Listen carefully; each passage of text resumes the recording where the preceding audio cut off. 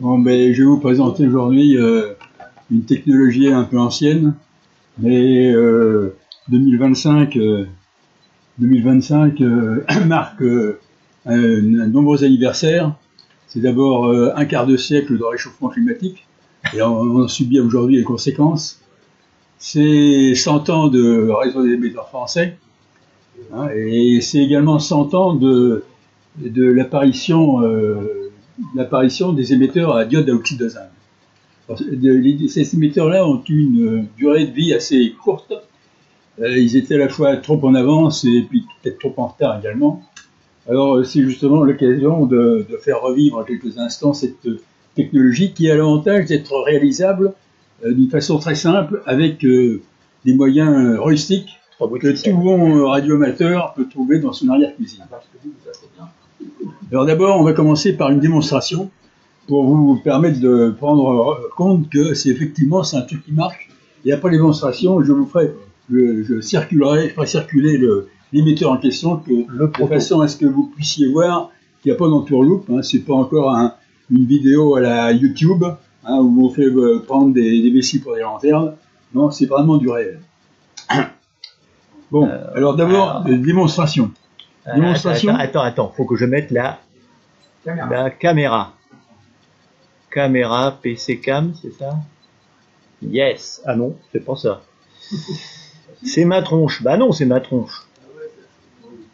Alors, capture. Alors, il est où? Capture d'écran? Non. Tu l'avais dans le déroulant tout à l'heure. Tu l'avais, oui. HDcam. HDcam, il n'y est pas, hein. Alors, est-ce qu'elle est débranchée? Elle est débranchée. Non, elle est branchée là. On va la rebrancher. Peut-être qu'elle n'a pas allumé. Voilà. Alors. Ah. HDcam. Ok. Bah. Bon. Eh ben, encore une. Eh ben, on va utiliser la caméra du PC. J'ai besoin de ça. La caméra du PC. Elle est où? Peut-être que tu peux te connecter directement dessus. Non, mais c'est bon là. C'est parce que là t'as trop tiré. Arrête. Tu tires sur le câble. Non, mais attends, on va ramener ça. Hop. Alors, hop. Voilà. Non, stop, c'est bon. Regarde, c'est bon, regarde. On s'est démerdé. Bon. Alors, démonstration. Donc là, j'ai reconstruit avec les moyens du bord un émetteur à diode d'oxyde de zinc. Alors cet émetteur, il est constitué. Alors d'abord, on va parler de l'émetteur proprement dit. C'est une diode à oxyde de zinc qui est alimentée, sur laquelle on alimente une tension continue. Et en parallèle sur la diode à oxyde de zinc, on met un circuit oscillant, une inductance, une capacité, qui est dimensionnée sur la fréquence que l'on veut utiliser. Alors moi, pour les besoins de la démonstration, pour simplifier au maximum, hein, parce que en fait, comme vous verrez après dans la présentation, c'est un peu plus compliqué si on veut un peu visualiser les conditions de fonctionnement de la diode en question. Donc là, j'ai simplifié de façon à avoir donc émettre dans la gamme sur 1 MHz, de façon à pouvoir l'écouter avec un récepteur classique sur les petites ondes. Bon, donc ça c'est la distribution de l'émetteur. La diode à oxyde de zinc, vous pourrez la voir plus en détail, hein, je vous laisse la découvrir lorsque le truc passera. C'est alimenté donc par un petit transformateur qui prend du 220 volts et qui met du 15 volts, qui est redressé en mono-alternance, non filtré, et c'est cette alimentation continue, donc impulsionnelle, qui alimente la diode en question. L'avantage, pourquoi faire ça? Ça permet de moduler en même temps l'émission, et donc de se rendre compte qu'il y a une émission qui se produit. Alors c'est une émission continue, hein, synchrone, c'est-à-dire que c'est pas une émission genre avec les émetteurs à étincelles et compagnie, hein. c'est une porteuse continue parfaitement stable. Alors, disons, d'abord, démonstration. Hein. Alors, c'est là que c'est le... Parce que c'est un peu, enfin, comme vous le verrez plus tard, c'est un peu comme le principe, je ne sais pas si vous vous souvenez des temps, enfin, il y a peut-être des gens qui sont un peu trop jeunes pour avoir connu ces temps-là, mais la réception sur les postes à galène, ça demandait un certain doigté pour trouver l'endroit où ça marchait bien. Sur la galène, ouais. Donc, bon, alors la diode d'oxyde de zinc, c'est pareil, hein, c'est le même principe que... Hein, et donc, il faut savoir quand même trouver l'endroit où ça marche. Alors, donc là, c'est sans filet, hein, enfin, j'ai quand même vérifié avant d'arriver que ça marchait quand même. Donc, je mets le... Voilà, on a remis du jus. Ouais, c'est bon.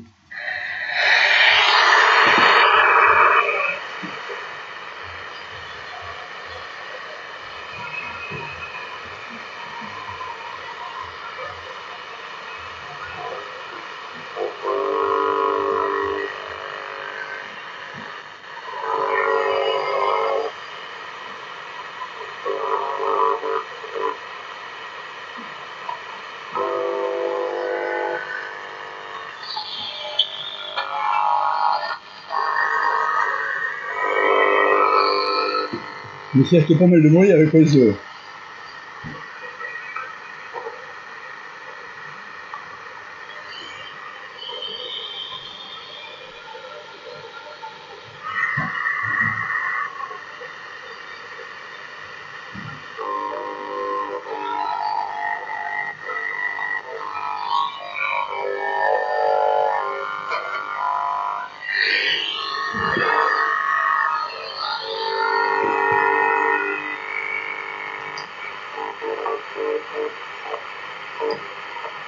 Il y a un bruit, un niveau de bruit accessoire qui est très important.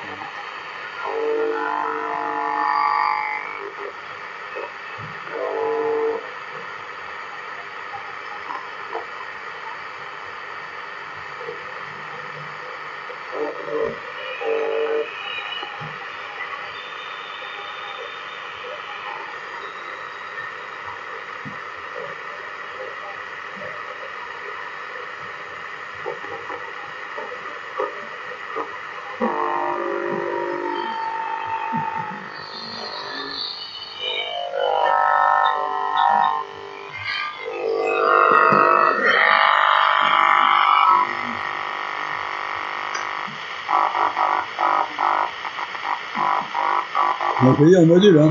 Bon, le niveau n'est pas très fort, hein, parce que visiblement, il y a un niveau de bruit qui fait que parce que sans émission, il y a un niveau de bruit important. Hein. Alors, la difficulté est...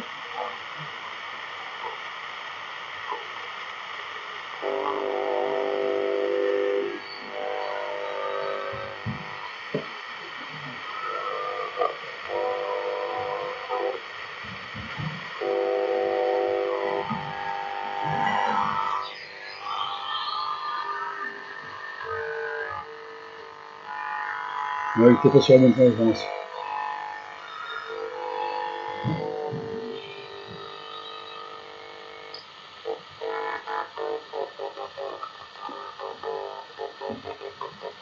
Et ça, je n'alimente pas.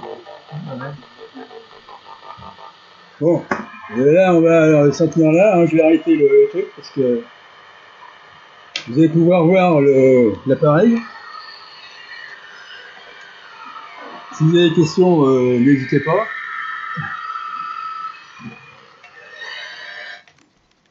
Et on va revenir sur la présentation, je suppose. Il y aura plus d'informations sur la présentation. Je vais vérifier.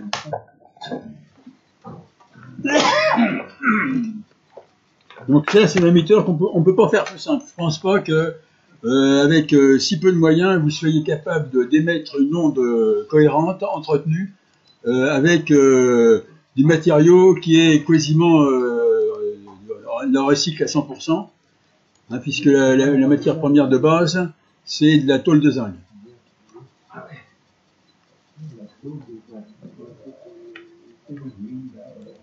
Ça n'a rien à voir avec les anciens redresseurs au sélénium. Ouais, alors, il faut voir que au niveau des diodes, alors, dans l'historique des diodes, les redresseurs, enfin j'en parlerai un petit peu, Mais il y a beaucoup de... Bon, prenons par exemple, un des plus anciens à être cité dans la littérature internationale reconnue, hein, c'est la galène. La galène a été découverte en 1874 pour ses effets redresseurs.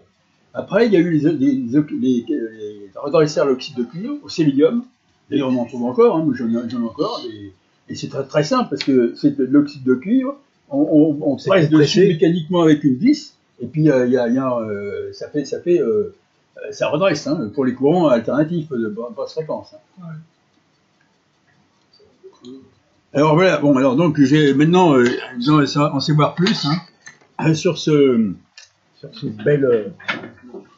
cette belle technologie ancienne. Alors, bon, alors pourquoi vous faites, je commence par la galène. Ouais, c'est ça, la genèse du projet, c'est ça. Alors la genèse du projet, c'est que, bon, la galène, tout le monde connaît la galène, hein, ou presque. Hein. Donc c'est surtout connu pour la détection de l'écoute des petites ondes dans les années entre 1900 et 1920, un peu maximum. Donc c'est très connu pour la détection. Alors, le premier, bon, toujours, c'est l'avantage d'Internet actuellement, c'est qu'on peut refaire. Ouais, elle est chiante, la souris.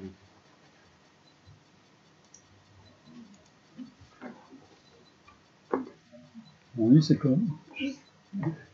On peut plus la souris. Là. Ouais, si, de temps en temps, c'est peut-être.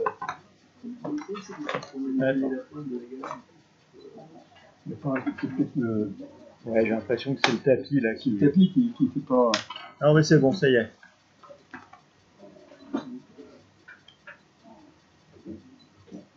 La première, si tu veux. Voilà. Alors, donc, le premier à prendre un brevet sur la détection par la galène, c'est un physicien indien qui, en 1901, a pris un brevet. Et lui, curieusement, c'était pour aller un peu plus loin que les expériences de Hertz, qui avaient été faites vers 1880. Hein. Donc, lui, c'était pour vérifier que les ondes radio suivait bien les lois de l'optique classique. Hein. Donc il avait fait des émetteurs à étincelles à l'époque, hein, c'était pas. Et donc pour détecter ces ondes radio centimétriques, il avait fait ce truc-là à base d'un cristal de galène. Bon, alors si vous allez sur la base de brevets US Patent, là, vous pouvez avoir tous les détails. D'ailleurs, c'est l'avantage des brevets anciens. Ils ont été extrêmement détaillés avec de très très jolies figures, très détaillées, et c'est vraiment remarquable par rapport aux brevets actuellement que vous pouvez voir, en particulier qui viennent de Chine. Alors, la galène la galène, effectivement, c'est connu comme émetteur radio, comme récepteur radio. C'est beaucoup moins connu comme émetteur radio. Alors, je ne sais pas si vous avez été sur YouTube, mais sur YouTube, on peut voir plusieurs personnes qui revendiquent de faire, effectivement, des émetteurs à galène. Avec, on voit que ça émet, mais enfin, sur les vidéos sur YouTube, c'est tellement facile de faire n'importe quoi qu'on peut toujours être sceptique. Hein. Alors moi, donc c'est au début, quand j'avais vu ça, je dis ouais, c'est encore du bobard, etc. Et puis, en regardant sur le forum de radiophiles, qui regroupe des gens qui sont quand même qui étaient des gens de la partie, eh bien, je suis tombé sur un OM, là, qui, dans les années 2010, et ça remonte mais on peut le trouver encore, hein, il est encore sur le forum.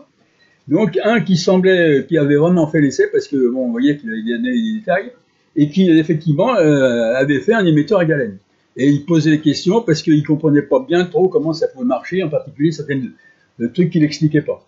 Alors bon, en voyant ça, évidemment, on peut se dire, bon, en fait, comment la galène peut marcher en tant qu'émetteur radio?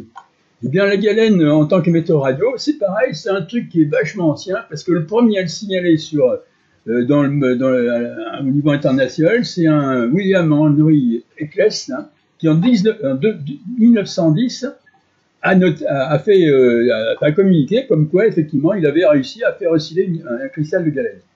Le montage qu'il utilisait, c'est le montage classique d'un récepteur à galène. Sauf que pour améliorer la réception de la galène, enfin à l'époque, et puis même maintenant, pour ceux qui veulent le faire, on a intérêt, pour améliorer la sensibilité, à imposer au cristal de galène un très léger courant, un peu comme maintenant, dans une diode au silicium, eh bien on a intérêt à mettre 0,6-0,7 volts de tension au début pour démarrer tout de suite dans la caractéristique qui détecte. Et donc, bon, il se trouvait que suivant l'endroit où il mettait le truc de enfin le moustache de chat sur le cristal de galène, et puis suivant le courant, eh bien, il observait une oscillation. Et donc, voilà. Donc ça, alors, pourquoi ça marche? Alors, ouais, bon, donc moi, en fonction de ça, je me suis dit, ben, il n'y a pas raison que Scarpino, qui a découvert la radioélectricité en tant qu'adolescent boutonneux en écoutant les petites ondes avec un long fil, eh ben, qui boucle pas la boucle, hein, et qui fasse pas un émetteur à galène. Donc, ça vient de là. Alors, un émetteur à galène, comment ça peut marcher? Parce qu'effectivement, hein, vu de loin, etc., moi, je disais, tiens, comment ça marche, etc. Donc là, vous avez le schéma du montage de Eccles. Et là, bon, si on résume en disant on enlève tous les trucs qui sont pas là, enfin qui n'expliquent pas, ça se résume à avoir donc une diode qui est alimentée en courant continu avec deux bobines de choc pour éviter que la chef elle passe pas au bon endroit. Hein. Donc la diode est en série avec un circuit oscillant, inductance, capacité. Hein, donc un circuit oscillant LC. Si vous chargez le condensateur et que vous déchargez le circuit oscillant à travers l'inductance, ça pourrait osciller éternellement s'il n'y avait pas de résistance. Hein, le circuit était parfait. Par contre, il y a une résistance qui est la résistance du fil d'abord, la résistance, enfin les pertes dans le diélectrique du condensateur, les résistances de rayonnement puisque l'inductance rayonne et les fils rayonnent, et puis la résistance de la diode évidemment parce que c'est quand même un élément résistant. Donc si la résistance est nulle, le circuit oscille. Donc, comme elle n'est pas nulle, il ne pourra pas osciller bien longtemps. Par contre, si votre diode, elle présente une partie dans ses caractéristiques de résistance négative, qui va compenser la résistance positive, et bien le circuit va osciller. Donc, c'est le principe d'oscillation des cristals de galène. Et puis, c'est le principe de tous les systèmes de diodes plus connus, genre diode Gunn, diode tunnel, etc. Alors, une résistance négative, hein, c'est rien d'extraordinaire. Hein. C'est un conducteur dans lequel, alors ici par exemple, vous avez la tension, hein, ici l'intensité. Donc ça c'est en fait c'est un cristal de zincite, hein, un truc réel. Hein. Donc si vous augmentez la tension, eh ben au début il y a un petit courant qui passe, mais pas fort. Et puis arrivé à un moment où vous augmentez la tension, eh bien en fait la tension ne veut plus augmenter, par contre le courant il augmente. Et donc là, dans cette zone-là, vous êtes une résistance négative. Parce que le courant, il augmente alors que la tension baisse. Alors que dans cette zone-là, le courant augmentait, mais avec la tension qui augmentait. Donc la résistance négative, on peut en trouver un tas d'exemples. Le meilleur exemple, c'est par exemple un tube fluorescent qui présente une résistance négative également. Alors, je ne sais pas si vous vous souvenez, mais j'avais fait une présentation aussi à un moment avec les émetteurs à arc. Hein, c'est pareil, un émetteur à arc, c'est pareil, même un arc ordinaire, il présente une résistance négative, qui pose d'ailleurs des problèmes pour justement stabiliser. Alors bon, pour réaliser le montage, ben, j'ai fait un truc d'avoir une alimentation. Hein. Alors il faut voir que pour faire marcher ce truc-là, enfin suivant les cristaux qu'on met, on doit appliquer sur le cristal des tensions qui ne sont pas négligeables, qui peuvent monter jusqu'à 200 volts. Et puis donc j'ai une alimentation à double isolement pour avoir une isolation galvanique parfaite entre la partie alimentation et puis surtout la partie du scope là, double face, enfin XY. Donc ça c'est une alimentation classique, hein, donc qui donne soit de l'alternative pure, soit du continu mais pulsé à 50 Hz, soit du continu pur, puisque c'est le redressement double alternance plus un condensateur à fil franche. Donc ça, cette alimentation est appliquée ici. Hein. Donc le cristal, il est là. Hein. Le circuit oscillant, il est là. Et alors, donc par un système de résistance, donc on a une résistance ajustable qui permet de contrôler le courant qu'on va injecter dans le cristal. Et on a une petite résistance là qui permet de mesurer le courant qu'on injecte dans le cristal. Ces deux informations sont envoyées dans un oscillo XY, où en horizontal, on a la tension qu'on applique sur la diode, et en vertical, on a le courant qui traverse la diode. Alors, tout ça, il faut des circuits oscillants. Hein, donc, moi, à l'époque, je me suis contenté, par raison de facilité, pour travailler dans la gamme des petites ondes, hein, même des grandes ondes, puisque la plupart des essais ont été faits avec des bobines qui permettaient de résonner à quasiment 100 kHz. Donc recevoir soit sur un pocket genre grandes ondes, et puis bon en fait, mais on verra que en fait on n'est pas limité en fréquence. Alors ça c'est le montage réellement réalisé. Alors vous voyez, il est quand même pas plus compliqué que ce que je vous ai présenté là. Donc ça c'est la partie alimentation avec un variac, les systèmes de transformateurs, etc. qui permettent d'isoler. Et ça c'est le système donc qui est constitué donc par alors là c'est comme dans la galène, hein, il y a une électrode là qui est en l'occurrence c'était une aiguille à coudre en acier.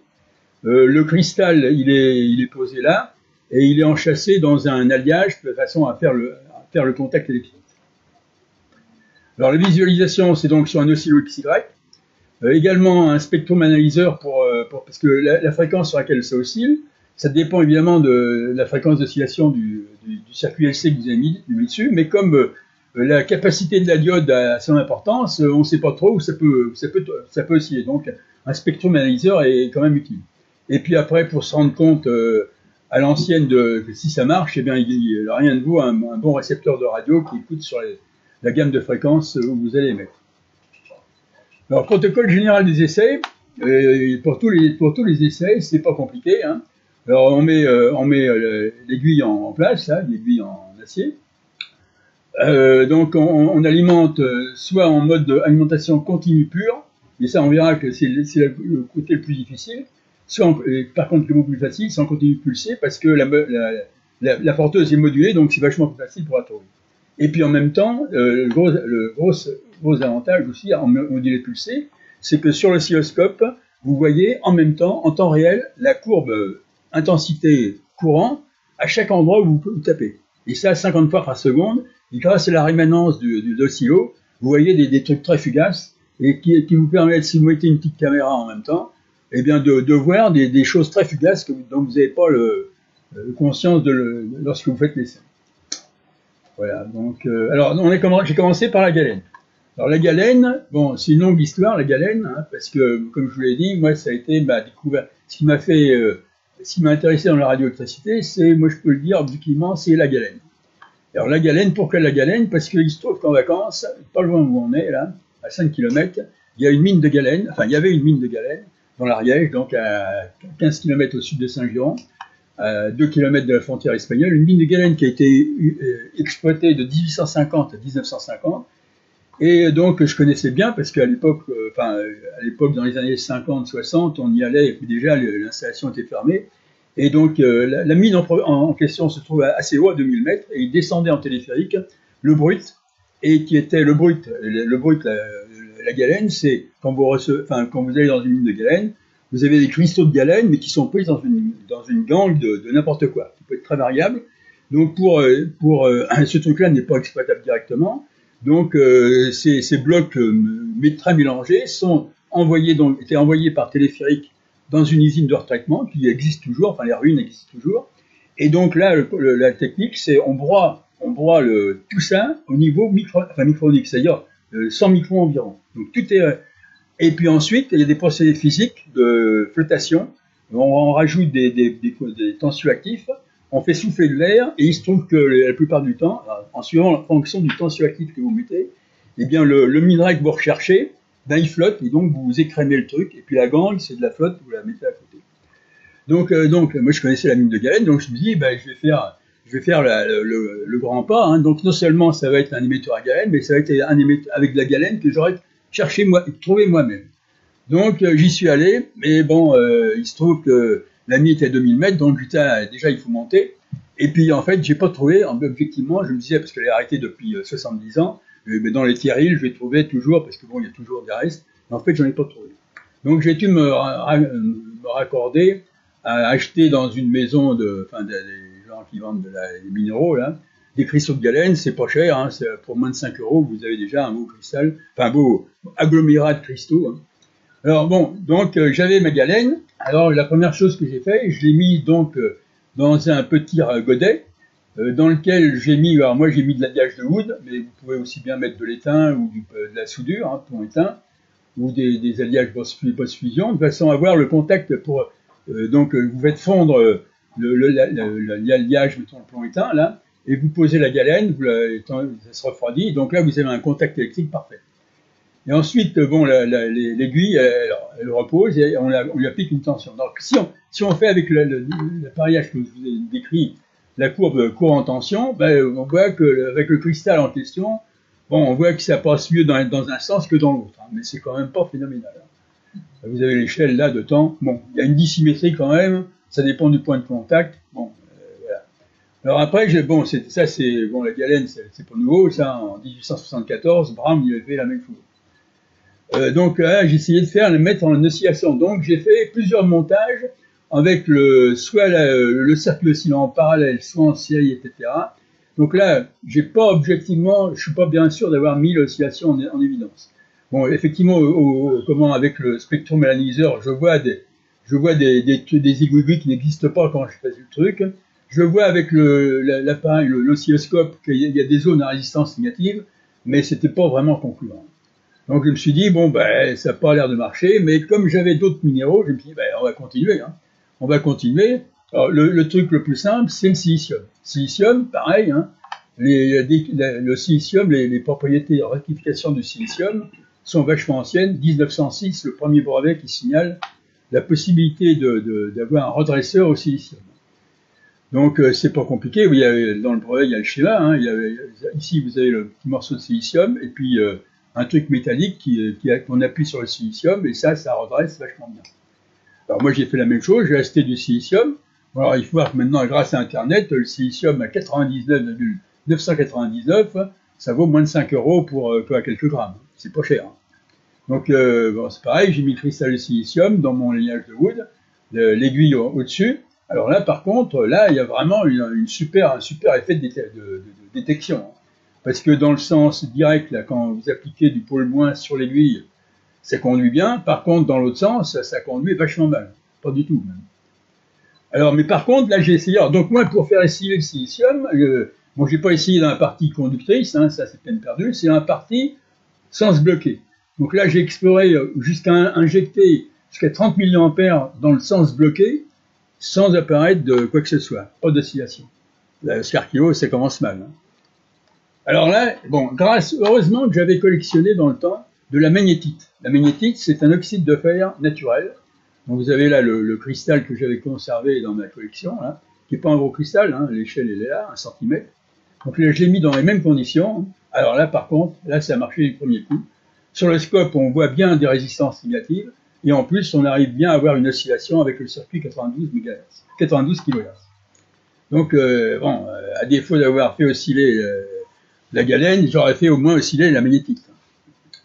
Alors après, bon, j'ai continué toujours pareil, la pyrite de fer, ça c'est un grand classique. Hein. Bon, la pyrite de fer, j'ai pas réussi à faire osciller. Par contre, on voit qu'à certains endroits, on arrive à avoir presque une résistance négative. Mais là, il aurait fallu que ça passe par là pour que ce soit négatif. Mais j'ai pas réussi à faire osciller non plus. Alors là, c'est maintenant qu'on tombe vraiment sur ce que je vous ai présenté, c'est les essais avec la zincite.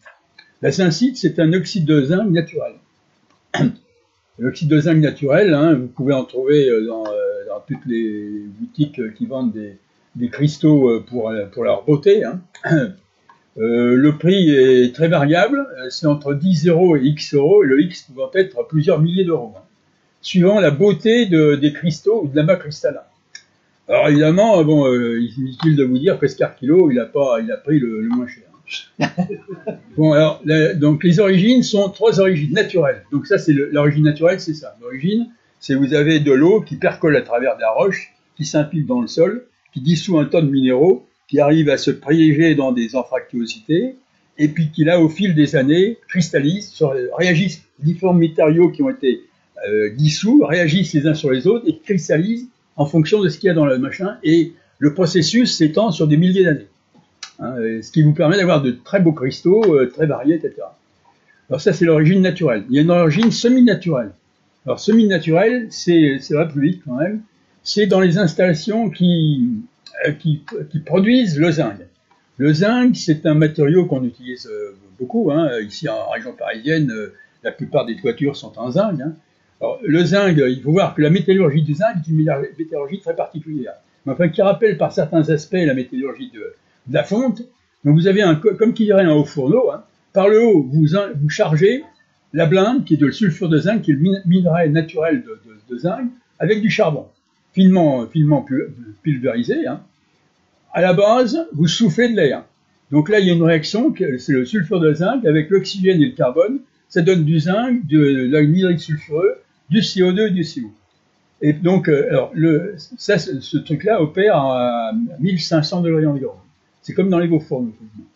Alors, dans ces conditions de température, le zinc, il distille, hein, parce que le zinc, il bout à 900 degrés sous la pression atmosphérique.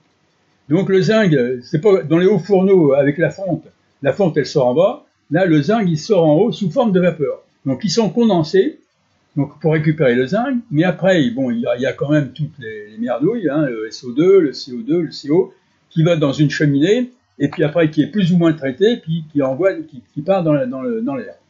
Alors il se trouve que il y a toujours là-dedans, dans ces fumées, il y a toujours également un petit peu d'oxyde de zinc, qui a une tension de vapeur beaucoup plus faible, mais enfin qui cristallise finalement petit à petit dans les cheminées.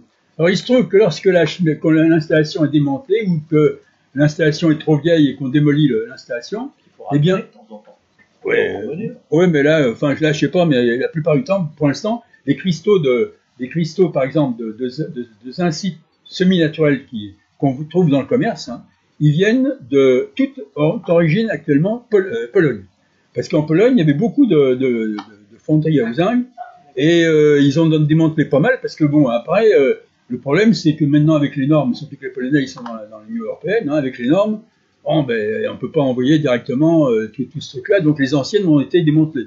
Donc quand vous démantelez une usine comme ça, vous descendez à la cheminée, et puis dans la cheminée, il y a un tas de cristaux. Donc c'est là que les gens, ils ont trouvé leur matière. Alors, ces cristaux, alors ça c'est donc l'origine semi-naturelle, et puis il y a une origine entièrement artificielle, hein, qui, alors là c'est la copie d'un brevet 1965 par Bell Lab, hein, aux États-Unis. Donc là c'est une technique qui est très classique par contre, qui est utilisable pour un tas de produits. Hein. Donc dans un autoclave, alors ça c'est les techniques de laboratoire, c'est quasiment pas réalisé, enfin pas à ma connaissance, quoi, à un niveau industriel.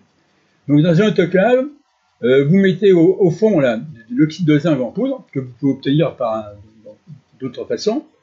Le liquide, c'est une solution de potasse. Et puis là, vous mettez une amorce de cristal. Donc tout ça est sous environ 350 degrés de température. Et il règne, compte tenu de cette température 350 degrés, il règne une pression d'environ 200 bars. Donc c'est quand même, bon, il faut un appareil. Alors il faut surtout, pour que ça marche, il faut qu'il y ait un gradient de température entre le bas et le haut qui soit de l'ordre de quelques 10 à 20 degrés maximum. Donc dans le bas, vous dissolvez l'oxyde de zinc, et il recristallise ici, mais comme il cristallise très lentement, etc., ça vous permet d'avoir des monocristaux. Alors, alors là, par contre, la vitesse est beaucoup plus rapide que précédemment, puisqu'elle atteint environ 0,26 mm par jour. Donc, pour vous faire un cristal, il vous faut au minimum 30 jours. Alors, vous verrez d'ailleurs après que, Oscar Kilo, lui, il ne fait même pas 30 jours, il va beaucoup plus vite que ça. Mais enfin, il ne fait pas non plus une épaisseur aussi importante. Alors, les essais zincite. Les essais zincite, c'est comme je disais, finalement, les anciens, c'était pas des couillons. Ils ont trouvé beaucoup de choses avec vraiment très très peu de moyens. Les premiers essais zincite qui sont répertoriés, alors les zincites d'abord étaient très connus comme en remplacement de la galène. L'avantage de la zincite pour remplacer la galène, c'est que c'est beaucoup plus stable que la galène. C'est plus dur, c'est plus stable, ça bouge pas. Les galènes, le problème, c'est que quand vous avez un cristal de galène, il s'oxyde plus ou moins à l'air avec l'eau, et après ça marche plus. Donc, si vous voyez sur le net, moi je l'ai pratiqué également, il vous faut réactiver le cristal de galène, et la réactivation, celle qui marche le mieux, c'est de mettre le cristal de galène dans des vapeurs de soufre à 300 degrés, et alors là, vous régénérez de la galène. Mais bon, donc, la galène, le zincite a été utilisé d'abord pour remplacer la galène pour un détecteur, mais c'était pas quand même une évolution très importante, parce qu'à côté de ça, quand vous avez le silicium qui marche vachement mieux, ça tue tout le reste. Et même également la diode de Fleming, il ne faut pas oublier la diode, l'effet thermoionique qui date des années 1900. La diode, ça marchait vachement bien. Donc les zincites n'a pas connu un. Par contre, elle a intéressé beaucoup de gens parce que effectivement, on pouvait l'utiliser comme émetteur. Et un qui s'est particulièrement intéressé à ça, c'était un Russe, Losev, qui a pas mal publié, mais Losev c'était un autodidacte, hein. C'était pas vraiment un scientifique. Donc il n'a pas publié dans des revues, disons, il n'a même pas pris de brevet d'ailleurs, il a publié dans des revues genre, enfin l'équivalent, là par exemple, il y a un article de lui dans Radio News en 1924, hein, c'est qui est un peu comme qui dirait lecteur de maintenant. Voilà, marge. Donc il a, là par exemple, cet article-là, il décrit exactement hein, un émetteur à Zincite, hein, avec la courbe, etc. à tout. Hein. Simplement qu'à l'époque, bon, il ne parlait pas de semi-conducteurs, etc. Lui, il interprétait, et c'était un peu logique compte tenu du savoir de l'époque, comme étant en fait un micro-arc qui existait entre l'aiguille que vous mettiez sur le cristal de Zincite et le cristal lui-même. Parce qu'effectivement, la courbe, c'était quasiment pareil. Enfin, on peut se tromper. Alors, toujours, alors là, on en revient à 1925. Alors, à 1925, c'est la première commercialisation d'un véritable émetteur radio expérimental à Zincite. Donc là, hein, c'est le 100e anniversaire. Radio News, donc l'équivalent, comme qui dirait, des lecteurs. Hein. Ils ont vendu à leur lectorat avisé, là, à ceux qui voulaient acheter, donc un émetteur qui fonctionnait donc avec le cristal de Zincite qui était ici. Alors là, c'est le principe de l'émetteur en question. Donc vous avez le cristal de Zincite avec une batterie et un rhéostat qui permet de régler le courant dans la batterie. Alors là, à l'époque, ils n'avaient pas le silo XY d'Oscar Kilo, hein. Donc pour pouvoir mettre en oscillation, eux, c'était pas couillon du tout, hein. Ils avaient mis un gros condensateur et une grosse industance avec un écouteur, Donc pour retrouver l'endroit où ça oscillait, ils mettaient le commutateur là sur cette position-là, ils trifouillaient pour trouver l'endroit où il fallait. Dès que ça oscillait, bang, il repassait dans l'autre sens et là il avait le vrai circuit oscillant. Bon, c'est une façon de faire, bah, il faut admettre que c'est quand même assez simple. Alors là, vous pouvez le retrouver, ça, ici, hein, parce qu'aux États-Unis, il y a des OM qui aiment bien, disons, un peu ressortir ces anciennetés. Alors, les essais Oscar Kilo avec les Zincite. Donc, Oscar Kilo, il a acheté, donc il a quand même pas, il a ouvert la bourse, hein, il a acheté de la Zincite naturelle. Alors évidemment, bon, moi j'ai mis maximum, je crois, je ne sais plus combien, mais j'ai jamais mis plus de 10 euros. Hein. Donc j'ai acheté de la Zincite naturelle. Donc vous voyez ce truc-là. Quand vous achetez de la Zincite naturelle pour 10 euros, eh ben, les cristaux de Zincite, ils sont vachement microscopiques. En plus, ils sont mélangés avec de la franklinite, qui est un truc tout noir, et qui n'a aucune propriété intéressante. Bon, alors moi j'ai essayé d'en trouver là-dedans, cassant de machin. Bon, en fait, j'ai laissé tomber parce que les cristaux étaient vraiment trop petits. Alors, à la suite de ça, bon, j'ai acheté de la Zincite semi-naturelle, donc celle dont je vous ai parlé, ex-four de Pologne. Donc ça, c'est les deux cristaux que j'ai achetés. Hein. Vous voyez que c'est pas gros, hein, ça fait 1 cm de long, 0,3 cm de large. Donc il y a deux cristaux, alors que j'ai baptisé cristal allongé, j'ai pris l'autre cristal vertical, parce que le cristal allongé, je l'ai utilisé comme ça, cristal vertical, j'ai mis de vertical. Bon, alors, en passant, hein, l'oxyde de zinc est bien connu des radioamateurs, hein, parce qu'une application de tous les jours, c'est les varistances. Les varistances, c'est de la poudre d'oxyde de zinc comprimée. Hein. Une fois que vous l'avez comprimée, vous la chauffez à 1300 degrés pendant un certain temps, et suivant l'épaisseur de la varistance, vous avez du traitement que vous mettez, vous avez toutes les varistances que vous voulez entre 100 volts et puis des milliers de volts. Voilà, alors puis l'oxyde de zinc, comme on le verra un peu plus tard, c'était actuellement, enfin, ça a été très étudié depuis 2000, là, il y a eu une explosion du nombre de publications, mais c'est surtout dans le domaine des diodes UV. Alors bon, maintenant, expérimentation avec la Zincite, cristal allongé, cristal vertical. Hein, les deux, donc vous voyez l'alliage de Wood, le cristal, la tige en acier. Donc ça c'est donc j'ai fait premier truc c'est je trace les caractéristiques. Hein, c'est-à-dire que avec le silo là, avec le silo en alimentant le circuit avec du 50 Hz mono-alternance, hein, je trace la courbe là, et vous voyez qu'à partir de 30 volts à l'endroit où j'ai piqué, eh bien, le courant baissant alors que la tension baisse. Le courant augmente alors que la tension baisse. Donc une zone à résistance négative qui est loin d'être linéaire, hein, parce que vous voyez qu'au début ici la pente est beaucoup plus forte, enfin beaucoup plus faible, donc résistance négative absolument plus forte, alors qu'ici elle est beaucoup plus faible. Donc ça varie dans un rapport plus que de 1 à 2 entre ici et ici. Alors si par contre on fait la courbe dans les deux sens, hein, vous voyez qu'en fait elle est presque symétrique. Elle n'est pas vraiment symétrique, mais elle est presque symétrique. D'ailleurs, on le verra, c'est que ces dispositifs peuvent marcher également en alternative directement. On n'a même pas besoin de les alimenter en continu. Alors, les premiers essais avec les incites. Donc, en bleu, là, c'est le cristal vertical, celui qui finalement a marché. Donc, là, c'est la courbe de résistance négative. Et là, c'est les oscillations que je détecte avec le spectrum analyseur. Ça, c'est le montage proprement dit.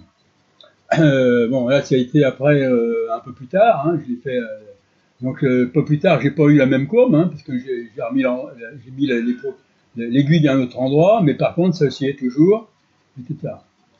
Alors, par contre, avec l'autre, eh ben, j'ai une résistance négative, mais la pente est plus forte, donc la résistance négative est plus faible que là. En tout cas, j'ai pas réussi à faire aussi. Alors, la stabilité du contact, je l'ai testé sur 2 jours, hein, donc en faisant marcher sans arrêt et en arrêtant et en reprenant. C'est remarquablement stable parce que il faut voir que le cristal des incites est vachement dur, donc il ne faut pas avoir peur d'appliquer une force importante et le contact est vraiment très stable dans le temps. Ce qui n'est pas obligatoirement le cas avec le montage que j'ai réalisé. Alors, si au lieu d'alimenter le cristal des incites, non pas en courant alternatif pulsé, comme c'est là, vous voyez, là, j'ai alimenté en courant alternatif pulsé, donc j'ai au niveau des spectrum analyseurs, j'ai une forêt de pics. Alors pourquoi j'ai une forêt de pics? Parce qu'on verra que cette diode-là, suivant le courant qu'on fait passer dans la diode, la fréquence d'oscillation change. Et donc, comme le spectrum analyseur, pour explorer la zone qu'il a là, il met environ peut-être 10 secondes, hein, eh ben, il voit un tas de pics qui sont des artefacts quasiment. Et qui par contre, si on supprimé, dès l'instant, on arrête de... Alors par contre, si on alimente en continu, strictement continu, alors là, le spectre se simplifie beaucoup parce que on a les fréquences parfaitement identifiées qui ne bougent pas. Enfin, dès l'instant, on ne bouge pas le courant. Et alors, ce qu'on peut voir, on peut mesurer, là, suivant le courant qu'on passe, eh bien, j'ai mesuré la fréquence mesurée sur le spectrum analyseur, et on voit que la fréquence varie suivant le courant qu'on fait passer dans la diode, et dans un rapport très important, puisqu'on peut faire varier la fréquence d'oscillation d'un rapport de 1 à 2 en jouant sur le courant qu'on passe dans le cristal. Alors, essayez de monter en fréquence, parce qu'évidemment, bon, à 90 kHz, c'était quoi? Alors, j'ai vu, avec le montage que j'ai, moi, c'est bon, il y avait quand même des fils assez importants, le silo, etc. Bon, j'ai réduit le circuit LC jusqu'à le faire osciller dans la gamme de 7 mégas. Ça oscille toujours, ça marche, mais j'ai pas essayé de monter plus haut. Alors maintenant, bon, ça c'est avec les incites semi-naturels. Alors maintenant, les incites homemade, hein, fabrication maison. Et c'est pareil, hein, les incites homemade, eh ben, ils n'ont pas attendu Oscar Kilo pour faire de la incites homemade. Parce qu'en 1924, pardon, eh bien, ces deux messieurs ont pris un brevet en anglais qui revendique la fabrication de incites avec un procédé super simple, hein, puisque, hein, si vous le lisez là, ils prennent une plaque de zinc, ils approchent un arc électrique, donc il y a un éclair qui apparaît, et vous brûlez superficiellement le zinc qui se transforme en oxyde de zinc blanc, et puis donc là, si vous mettez dessus une électrode, vous allez voir que vous arrivez à certains endroits, vous arrivez à faire aussi. Donc ça c'est réel, j'ai même refait, hein, ça marche, c'est vrai. Voilà. Alors l'oxyde de zinc, ça c'était en 1924. Hein. Après, bon, il y a quasiment, parce que ce truc-là, bon, ça n'a pas intéressé grand monde, hein, visiblement, puisque les diodes d'oxyde de zinc, elles étaient mornées quasiment, enfin on trouve quasiment rien. Par contre, depuis l'an 2000, si vous interrogez, alors moi j'aime bien interroger sur les sujets où je démarre, c'est academia.edu, là, vous avez un hit parade disons des publications. Academia.edu, je ne sais pas si vous connaissez, c'est un site parmi tant d'autres, hein, qui permet aux scientifiques de placer des articles qu'ils ont faits de façon à se faire mieux connaître de la communauté scientifique globale. Et donc après, ils recensent, etc. Et donc là, d'une part, vous pouvez avoir accès à certaines publications qui sont en accès libre, d'autres, par contre, vous avez accès via les sites sur lesquels ils ont publié, mais enfin, il y en a beaucoup qui sont en accès libre. Et donc là, en plus, ils vous donnent des statistiques sur justement le nombre, en particulier le nombre de publications.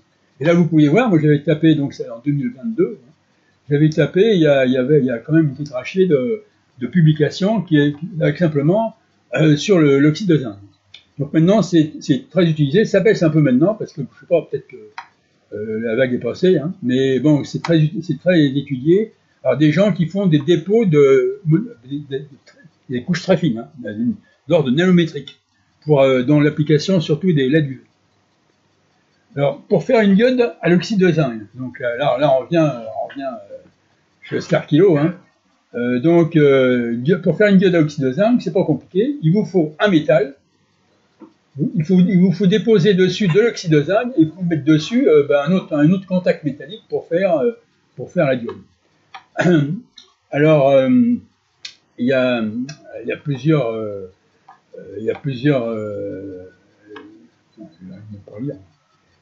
façons de...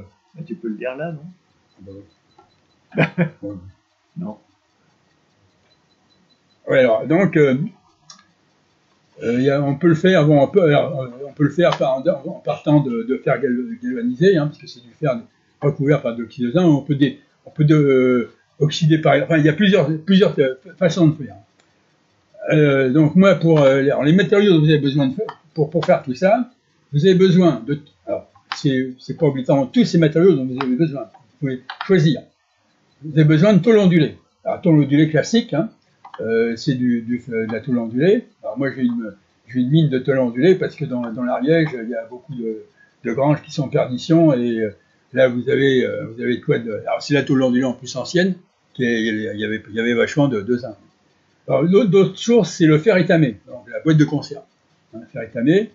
Alors, après, vous avez plus classiquement la tôle de cuivre, tôle de laiton, et puis ça, c'est le zinc qui est votre matière première, quasiment. Là, c'est le zinc de couverture, hein, pour faire les toitures en zinc.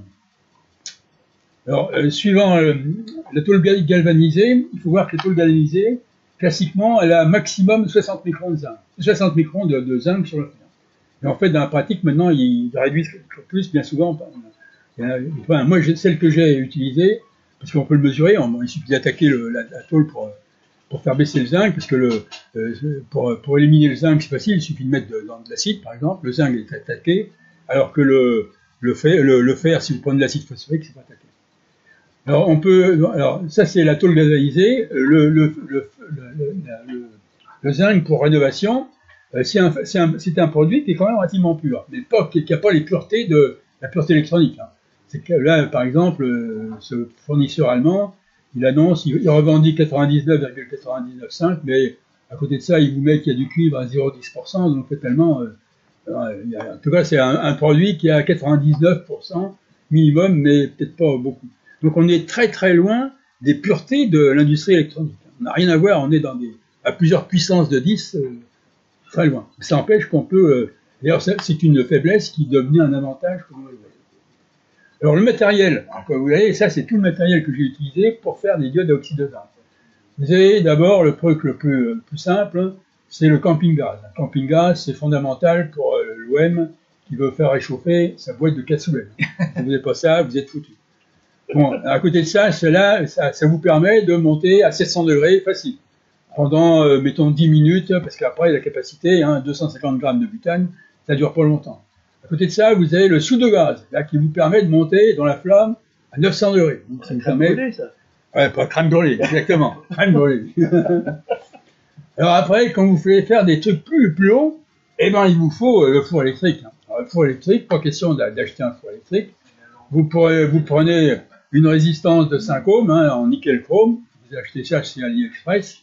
Vous la bobinez dans de l'argile, vous séchez, vous alimentez ça avec une alimentation 45 volts, un régulateur, et avec ça, vous avez un four qui tient pendant des jours et qui vous permet, 700 degrés pendant des jours. Après, ça limite, après, vous avez des problèmes avec le nickel chrome si vous montez au-dessus de 900 degrés. Parce qu'à 900 degrés, l'expérience montre que ça dure moins longtemps, dans le style à un jour maximum. Alors ensuite, le troisième point, c'est ce que j'ai appelé pompeusement un réacteur électrochimique polyvalent. C'est-à-dire que c'est un pot de yaourt avec 2 électrodes qui trempent dedans. Donc là, vous avez le schéma un peu... vous avez besoin d'une alimentation stabilisée, 0,5 volts, qui vous débite entre 0 et 100 mA. 2 électrodes. Hein, alors, suivant ce que vous faites, si vous faites de l'oxydation anodique, vous mettrez le produit à oxyde anodiquement au pôle plus. Si vous faites du dépôt électrolytique, vous le mettrez au pôle moins. Le liquide, c'est de l'eau avec, ça dépend ce que vous allez faire, ça peut être de l'eau avec de la potasse, avec un sel de zinc, etc. Ça dépend ce que vous faites. On le verra par la suite. Dans la création d'une d'oxyde de zinc, il y a un nombre d'essais considérable que vous pouvez imaginer, rien qu'avec les techniques que vous pouvez considérer. Là j'ai fait juste un petit récapitulatif. Hein. Si on part d'un métal donné, avec pour arriver à la diode finale, à chaque étape, vous avez plusieurs possibilités. Donc, si vous voulez savoir le nombre d'essais qu'il vous faut faire pour explorer toute la zone expérimentale, il vous faut multiplier le nombre d'essais, le nombre de cas à chaque niveau. Donc, par exemple, avec un seul métal, là, moi, j'en arrivais déjà à 9450 essais à faire. 9450 essais à faire pour un seul métal. Étant donné qu'un essai, ça peut durer jusqu'à 2 heures, et encore, c'est pas long, 9254 multiplié par 2 heures, ça vous fait 2000 heures, donc ça vous fait quasiment 24 heures sur 24 en 3/8, ça vous fait 3 ans rien que pour faire ça. Donc, autant dire que Oscar Kilo, oublie, c'est pour la peine. Hein. Donc, bon, alors là c'est différents sels qu'on peut utiliser, on va pas passer là-dessus. Donc, eh ben, je dis, je vais faire des essais de sondage, donc un peu dans tous les sens. Alors, les essais, donc principe 1, on crée un dépôt d'oxyde de zinc sur une éprouvette métallique, on teste ses propriétés en mesurant la résistance négative de la diode avec le pariage dont je vous parlais, et en même temps, on teste sa capacité à entretenir l'oscillation d'un circuit oscillant. Alors, un site homemade, d'abord, ex-tôle galvanisée. C'est le truc le plus simple. La procédure, c'est pas compliqué. Dans une tôle galvanisée, je découpe une petite languelle. Je l'oxyde à l'air. Au début, j'ai oxydé à différentes températures. 3 heures dans le four à 300 degrés. Je vois une résistance négative, mais pas d'oscillation. Là, j'ai poussé, donc c'est une montée en température dans le four électrique, là. Donc le four, là, il y a le temps, et là, il y a la température dans le four. Donc ça varie entre température ambiante, quasiment 900 degrés. Donc là, ça a duré un certain temps, vous voyez, donc c'est le premier essai. Et bien là, par contre, résistance négative et belle oscillation. Alors là, je refais l'essai, plus rapide, hein, le même truc, mais là, simplement dans le chalumeau, dans le four à chalumeau gaz butane, 900 degrés pendant une minute. Une minute, ben là c'est pareil, résistance négative, oscillation. Donc là, ça marche. Donc, bon. Alors, comme il y a beaucoup de... Enfin, quand on regarde la littérature actuellement, des gens qui étudient la zincite, hein, tous font des dopages très, très variés. Alors, donc eux, c'est dans un domaine complètement différent, puisque c'est pour les diodes LED. Mais ils font tous des dopages avec un tas de cations dans tous les sens. Alors je me suis dit, il n'y a pas de raison que Oscar Kilo, il s'y lance pas. Hein. Donc j'ai commencé par le dopage au fer, parce que le sulfate de fer, c'est facile à obtenir. Hein. Donc le protocole, c'est pour enlever la tôle galvanisée, vous grattez en superficie pour enlever la couche de tarte qui est dessus. Hein. Vous l'immergez dans la solution de sulfate de cuivre, vous séchez, et vous portez au rouge 20 secondes. Magnifique résistance négative. Hein. Oscillation parfaite. Là. Alors là, je vais par contre affiner les conditions, parce que là, j'ai étendu donc c'est toujours avec une bobine 92 kHz, hein, mais vous voyez que les harmoniques, ils vont jusqu'à 5 MHz. Donc, stabilité et contact vérifié sur 24 heures. Bon, donc, ça marche. Alors là, bon, là, c'est galvanisé dopé au cuivre, c'est quasiment pareil. Alors là, par contre, hein, dopé au cuivre, donc ça marche pareil, hein, sauf que là, alors je me suis dit, parce que là, c'est plus facile, en alimentant en continu, alors là, on arrive à obtenir vraiment des belles oscillations, fréquences bien définies, etc., avec la fréquence qui varie suivant le courant qu'on fait passer. Donc là, c'est là qu'avec le dopage au cuivre, ça permet d'obtenir très rapidement, disons, un vrai oscillateur et qui marche bien. Voilà. Bon, donc après, c'est bon. Là, c'est avec. Alors, là, je change au lieu de prendre de la tôle galvanisée, je prends du fer étamé. Et donc, je trempe le fer étamé dans du sulfate de zinc, et puis je passe à la flamme. Là, ben, là pareil. Alors bon, on va pas les passer tous, mais en fait, il y a vachement de cas où ça marche. Alors, un des cas également auquel il ne faut pas oublier, là, c'est la carcasse de PC. Parce que là, je vois qu'il y a plein de PC. Hein. Quand vous allez les balancer, n'oubliez pas Oscar Kilo. Hein. Oscar Kilo est preneur de toute tôle. C'est de la tôle zinguée. Hein. Alors, c'est pas le même procédé que pour la tôle ondulée, hein, puisque là, c'est de l'électro-zingage. La grosse différence, c'est que le zinc, il y en a vachement moins. Hein, il y a quelques microns, mais ça empêche que ça marche. Donc là, vous pouvez donc faire un émetteur avec la tôle zinguée de votre PC, et c'est garanti Oscar Kilo que ça marche. Alors, un autre truc, alors là, par contre, tout ce que j'ai marqué là, c'est du connu depuis 1924. Alors là, par contre, je me dis, bon, il va falloir quand même essayer de trouver quand même quelque chose de neuf, parce que c'est pas possible que... Hein. Alors, je me suis dit, tiens, au fait, si on faisait de la zincite sur le laiton, parce que vous savez tous que le laiton, c'est un alliage de zinc et de cuivre. Et que moi, dans le passé, je vais souvenir, dans la chimie, on utilise bien souvent l'alliage, un alliage zinc, aluminium, nickel, et qu'on traite avec de la soude, et pour obtenir un nickel vachement actif. Alors je me suis dit, tiens, si je faisais pas la même chose avec le laiton. Alors première chose, le laiton qu'on achète dans le commerce, quasiment, c'est un laiton à 38% de cuivre, non, de 38% c'est du zinc, donc 38% de cuivre, de zinc dans le laiton. Et le reste, c'est du cuivre. 64%, 36%. Donc c'est suivant le laiton, suivant la composition, il y a différentes phases cristallines qui n'ont pas du tout les mêmes propriétés physiques, parce que ça c'est très étudié au niveau des propriétés physiques et puis du point de vue, disons, usinage. Par contre, personne évidemment l'a étudié au niveau des diodes. Alors sur zincite sur laiton, la première chose que j'ai fait, je suis parti donc, j'ai fait une oxydation à l'air directement, 2 heures. Le problème c'est qu'on oxyde le laiton, mais on fait une couche très fine, mais qui surtout n'est pas adhérente, et puis de toute façon même, elle ne présente aucune résistance négative.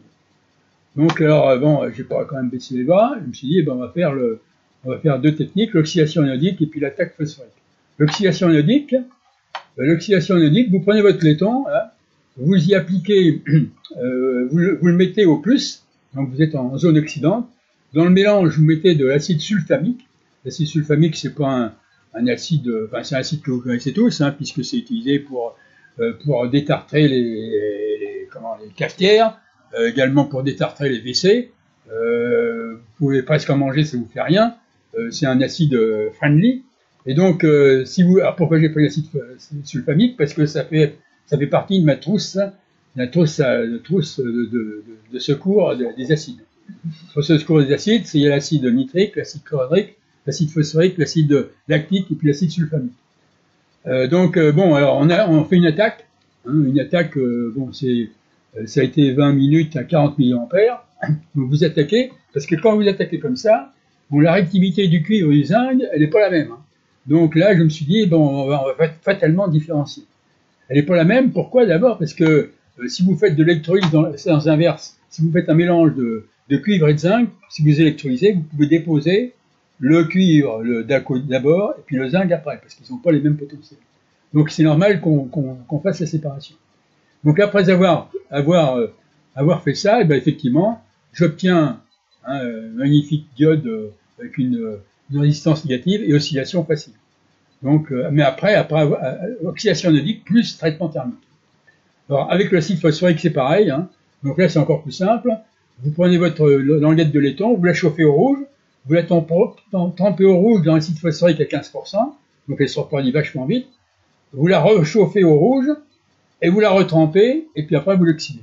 Ah, magnifique zone résistance négative, oscillation impeccable. Alors là bon pareil, on peut le faire avec l'alliage zinc-fer.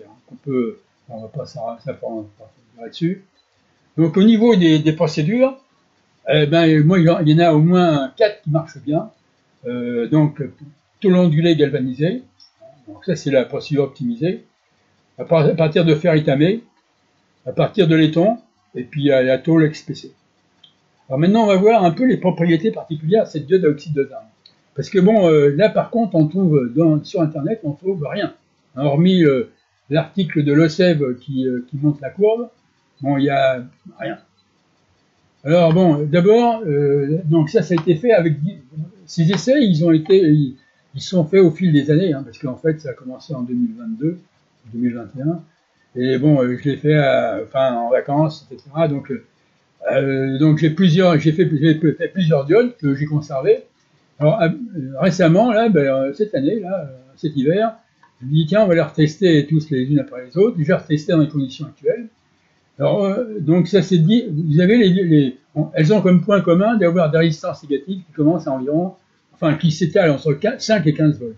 Par contre, les aspects des résistances négatives sont quand même assez différents. Surtout, il y en a une qui est très très différente, qui vaudra le coup d'investiguer plus en profondeur pour voir un peu d'abord la répétitivité et puis voilà. Donc, bon, elles ont toutes un point commun, résistance des trois contre le courant. Alors, cette résistance négative pour une même diode, hein, elle dépend beaucoup de l'endroit où on va piquer. Hein, donc là, c'est avec la même électrode. Hein, donc c'est suivant l'endroit où on pique, eh bien, on n'a pas la même forme. Hein, les valeurs de résistance négative, c'est les pentes des courbes là, elles sont très variables. Alors, pour faire un émetteur à diode oxyde de zinc, rien de plus simple. Hein, vous avez votre diode, votre circuit oscillant en parallèle, LC, qui va déterminer en grande partie la fréquence d'oscillation, et il vous faut une résistance de polarisation, c'est-à-dire une résistance qui vous permette, avec l'alimentation que vous allez mettre ici, de vous positionner à l'endroit où se trouve la résistance négative. Donc, par exemple, ici, il faut que le courant il soit ici, ou ici, ou ici. Mais par contre, si vous positionnez ici, vous n'obtenez rien. Et donc, c'est pas évident, parce que sur la forme de la courbe de résistance négative, eh bien, en fait, il faut presque faire une résolution graphique de ça. Là, pour faire la résolution graphique, vous avez la courbe qui vous donne la courbe tension-courant de la diode, et puis ça, c'est la courbe tension-courant de la résistance, hein, c'est U égale R. Et donc, il vous faut, là, c'est la tension d'alimentation, là, vous mettez la tension d'alimentation, et la pente, c'est la proportionnelle à la résistance. Donc, il vous tomber dans cette partie-là. Voyons en quoi ça marche. Alors, circuit oscillant. Bon, jusqu'à présent, l'essentiel des essais, j'y ai fait en mettant un circuit oscillant en série. Donc la diode est là, et le circuit oscillant en série est en parallèle sur la diode. Mais on peut faire l'inverse. On peut faire un circuit oscillant parallèle en mettant la diode en série, et par contre, dans ce cas, il faut mettre un petit condensateur de découplage, de façon à permettre au courant HF de circuler sans passer dans la résistance de polarisation qui bouloterait toute la HF. Alors, variation de fréquence en fonction du courant. Donc là, c'est un truc intéressant. Hein. Le courant, la fréquence est très variable suivant le courant qu'on fait passer. Hein, donc là, c'est par exemple avec un circuit oscillant qui naturellement, hein, donc si vous prenez son oscillation naturelle sans la diode, il oscille sur 92 kHz. Bon, si vous mettez la diode et suivant le courant que vous faites passer, vous pouvez le faire osciller entre 135 kHz et 282 kHz. C'est-à-dire qu'il oscille plus haut que la fréquence naturelle, et ça c'est à cause de la capacité, capacité de la diode. Alors, autre point intéressant, très intéressant, hein, pour celui qui veut faire un émetteur brouilleur très largement, c'est d'utiliser ce truc-là, parce que, par exemple, si vous alimentez avec une émulsion impulsionnelle à 50 Hz, avec une bobine là, qui résonne à 92 kHz, vous brouillez 5 MHz de bande passante. Alors bon, là c'est... Bobine oscillant sur 7 millions environ, le récepteur, commerce, le plan sur le montage. Donc là c'est... Bon, je baisse... Mais c'est la vidéo qui ça s'arrête. Non, mais c'est pareil. Donc là c'est un essai, donc, avec où j'ai remplacé la bobine 92 kHz par une bobine sur cette vidéo. Donc ça aussi. Alors alimentation en alternative. Pour mettre les tons, une marche en alternatif. Voilà, c'est pareil. Hein. C'est aussi dans les deux sens. Là, c'est ça. Alors, nature de la diode, de la pointe de la diode. Bon, alors, moi, j'ai pas tellement cherché là beaucoup d'essais. soit c'était une diode, enfin une tige cuivre, hein, spiralée pour avoir une tension plus ou moins variable, soit du cuivre direct, soit de l'acier, soit même du plomb en zinc.